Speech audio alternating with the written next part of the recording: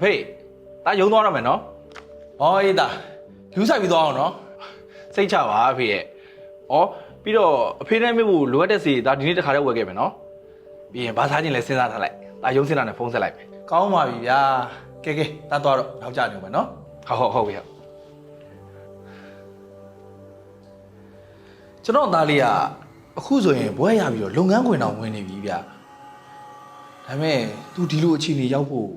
ကျွန်တော်တို့မိသားစုတော်တော်ကြီးစိုက်ခဲ့ရတာဗျာသူ့ရဲ့ကိုဝင်စရပြီဆိုတာသိတဲ့နေ့ကတော့လင်မယားနှစ်ယောက်အပျော်ဆုံးနေ့ပေါ့ဗျာဟာတကယ်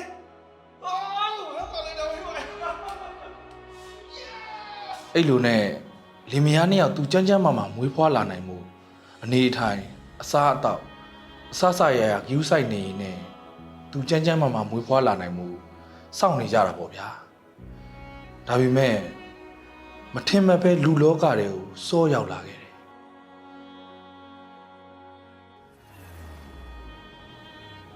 ရှင်းအောင်ပြောရရင်မွေးလာမစီပဲနဲ့မွေးလာခဲ့တယ်ပေါ့ဗျာ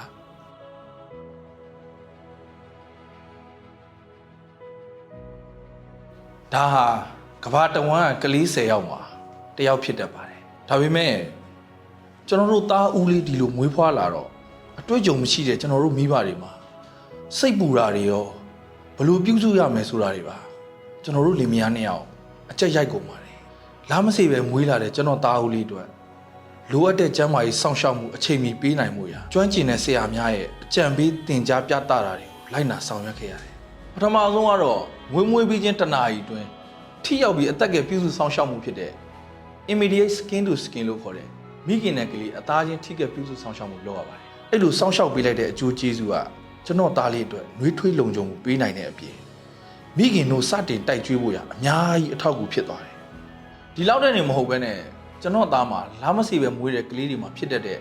အသက်ရှူခတ်တာတို့မိခင်တို့ကောင်းကောင်းမဆုနိုင်တာတို့ကိုယ်လေးချိန်မပြည့်တာတို့စတဲ့အသက်အန္တရာယ်နဲ့ပတ်သက်တဲ့ယောဂလက္ခဏာတွေပြသလာတော့လေ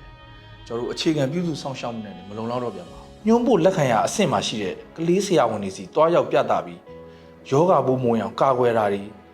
ကျန်းမာရေးစမ်းစစ်ကုသတာတွေကိုယ်လေးချိန်တွေလိုအပ်တဲ့အစာအာဟာရဖြည့်ဆွတ်တာတွေဥပမာနှုတ်ကောင်းကောင်းမဆုနိုင်တဲ့အချိန်မှာမိခင်တို့ကိုစနစ်တကျညှစ်ပြီးဇွန်းနဲ့တိုက်ကျွေးတာတို့ဂယူးတစ်ဆိုင်လောက်ရပြန်ပါတယ်ကန်ဂရူမာသာကဲလို့ခေါ်တဲ့သားပိုက်ကောင်မိခင်ကဲ့သို့ပြုစုစောင့်ရှောက်မှုကလည်းအရေးကြီးပြီးတေချာလိုက်နာဆောင်ရွက်ခဲ့ရပါတယ်မိခင်တယောက်တည်းအရေးကြီးလားဆိုတော့လည်းမဟုတ်ပြန်ပါဘူးအနီးနားပတ်ဝန်းကျင်ကလူတွေရဲ့ငွေအားပဲဖြစ်ဖြစ်ခွန်အားပဲဖြစ်ဖြစ်